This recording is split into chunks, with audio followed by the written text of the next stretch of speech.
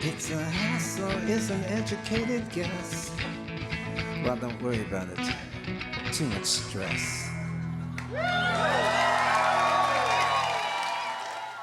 That is the man known simply as Rodriguez. At the age of 70, he is soaring on a late-life burst of fame. For decades, Rodriguez lived quietly, out of the limelight, away from music. Thing is, all that time, he had plenty of fans, he just didn't know it. So when some of them decided to track him down, a remarkable story began to unfold.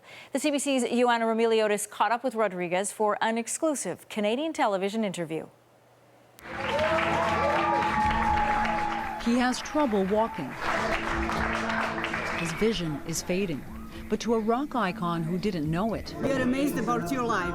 Resurrection can never come too late. We had all these theories about what had happened to him. We had heard the stories that he had died and all that, but when we found out that he was still alive, it was great. What's your name? Yeah, it's Mike. To Mike. Well, I feel like Cinderella sometimes. Sugar man, won't you hurry? The story of Sisto Rodriguez is nothing short of a rock and roll fairy tale.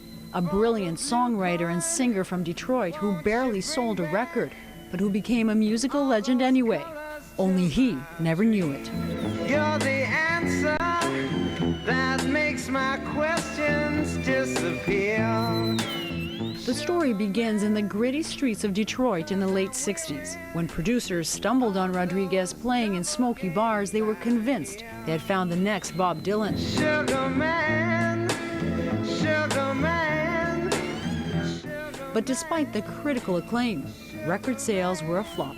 I was too disappointed to be disappointed, so to speak. Now that, but I had a lot of aspirations for that, and so did a lot of people around me. Rodriguez disappeared, but while he faded away, he had no idea his political poetry was becoming a phenomenon on the other side of the world. Bootleg copies of his first album, Cold Fat, made it to South Africa, where it became not only a must-have record, but the unofficial soundtrack to youth protests against apartheid. Politicians using people they're abusing. For me, what it was growing up in that authoritarian, dictatorial society. Ian Abramovich was among those young white liberals who, like thousands, found inspiration in Rodriguez's anti-establishment lyrics. We would listen to music, and there was this guy that had written these lyrics and was singing these songs about all kinds of subjects that were taboo, sort of pushing back against authority, drugs, sex, all about the working class, and I think that struck a chord. How many times you had sex and Officials censored the lyrics, even scratching out the more provocative ones to make sure radio stations wouldn't play them. But in homes, Rodriguez's mystique and music endured, partly because no one knew where he was actually from, or if he was even alive. do you know who'll be next? I wonder. Rumors had swirled for years that Rodriguez had dramatically killed himself on stage in the 70s. It wasn't until nearly 30 years later, when two South African fans began to look for clues in his lyrics, that they found a trail to Detroit and found Rodriguez. Still alive, still living in the same modest house with a wood-burning stove, and after all those years, still working as a manual laborer. Was it supposed to happen this way or whatever, I don't know, but are things predestined to happen, it's all those questions that occur to me sometimes, but there's also an element of luck involved in this. I'm very fortunate to have met these people. That remarkable search led to an extraordinary homecoming. Those people, those fans, brought Rodriguez back to South Africa to perform in the late 90s. Yeah, we're the entourage here. Reagan is one of Rodriguez's 3 daughters. She went back with him. We were more expecting a smaller venue and hoping that there would be enough people there to fill up the room, and it wasn't the case. It was definitely, we were overwhelmed by what we saw when we got there. What they got were a series of sold-out concerts, tens of thousands of fans every night. Fans Rodriguez never knew he had. Thanks for keeping me alive. What was that like for you? Oh, geez, it was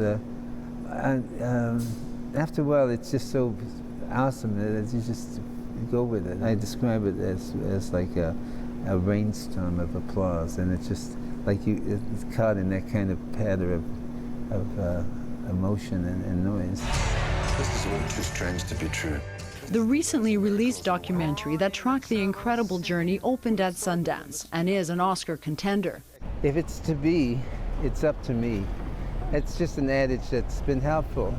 It's gone viral, and it's why, yet again, at 70 years old, Rodriguez is enjoying another rise from the ashes. Hello. Can I shake your hand? I'd love to. What's your name? Scott. Hi, Scott. How does it feel when people come up to you on the street like that? Oh, I'm happy to meet them. There are a lot of smiley faces. And Ladies and gentlemen, please welcome Rodriguez. He's been on Letterman.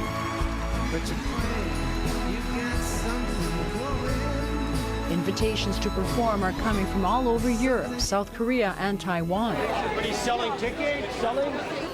Rodriguez is now on a sold-out North American tour that included 2 stops in Canada. To a lot of South Africans, it's like the second coming, almost, because we really did believe that he died. I think the guy's he's in a league of his own. I mean, even the guy who produced his first album said, Bob Dylan, yeah, a few steps behind this guy.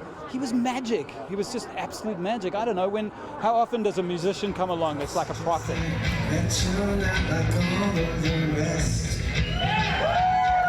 Now that he is a rock star and knows it, Rodriguez is philosophical about it all. I think it's all right that it happened at this late age, and that it's never too early or too late, it seems to me. How much longer are you going to be doing this, you think? Well, I have an answer to that. I have a good answer for that. I'm here for the duration.